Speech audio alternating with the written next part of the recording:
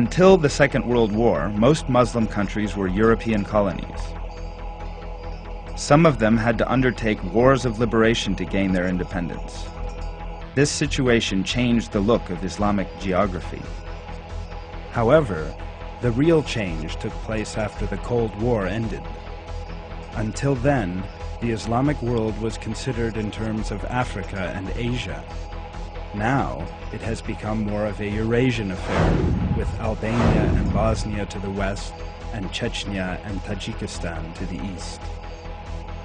In the 1980s, Turkey was the only Muslim country represented in the Organization for Security and Cooperation in Europe. Now, there are 9. On the other hand, a great many Muslims began migrating to various European countries and America from the early part of the 20th century on. Considerable Muslim populations developed in these lands. This, in turn, increased the extent of the Islamic world.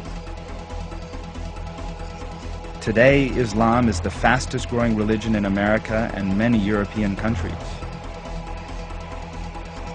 The present-day Islamic world, with its 1.2 billion population, represents a major power with its underground wealth and strategic importance.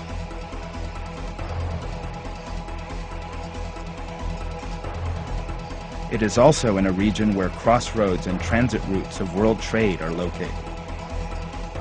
The straits and canals joining the Black and Mediterranean Seas, the Mediterranean Sea with the Persian Gulf, and the Persian Gulf with the Indian Ocean, as well as the main transit points in the Indian Ocean, are all under Muslim control. In terms of strategic underground reserves, such as oil and natural gas, the world's wealthiest lands are part of the Islamic region. Roughly half of the oil consumed in the West is exported from the Islamic world, as is 40% of the world's agricultural production. The Persian Gulf holds 2/3 of the planet's discovered crude oil reserves. Saudi Arabia alone holds 25.4% of the world's oil reserves, or 262 billion barrels. Moreover, the Middle East has 40% of the global natural gas reserves. 35% of those reserves are in the Gulf region. Algeria, Libya, and the Central Asian countries also possess very rich resources. Uzbekistan and Kyrgyzstan are 2 of the world's leading gold producers. Turkey has one of the world's richest boron reserves. Tajikistan has the world's largest aluminum-producing facilities. However, many Islamic countries still face major problems despite all this wealth. On the one hand are technological, cultural, and economic problems, and on the other are oppressive regimes in some of these countries. In the Islamic world, 86% of the population's living standards fall below $2,000, 76% under $1,000, and 67% under $500 per year. When the Islamic world's total resources are considered, this is quite a paradox.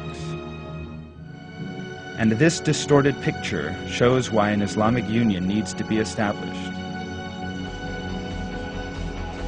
The Islamic world can only achieve balanced economic development by means of an Islamic Union.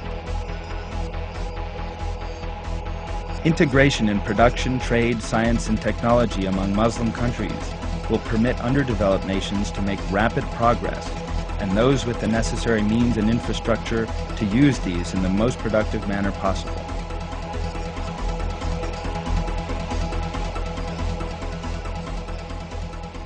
More productive use of the Islamic world's natural resources will permit Islamic countries to exchange the goods they produce and workforce potentials as productively as possible. Many charitable and international organizations are actively seeking to assist poor and suffering Islamic nations. However, their efforts usually do not go beyond delivering aid packages to the affected regions. And this aid often does not reach its intended recipients due to the failures of the underdeveloped nation's system and their mafia or gang-type organizations. All of these must be eradicated, and a new mentality based on conscience and common sense must be nurtured through mass education campaigns.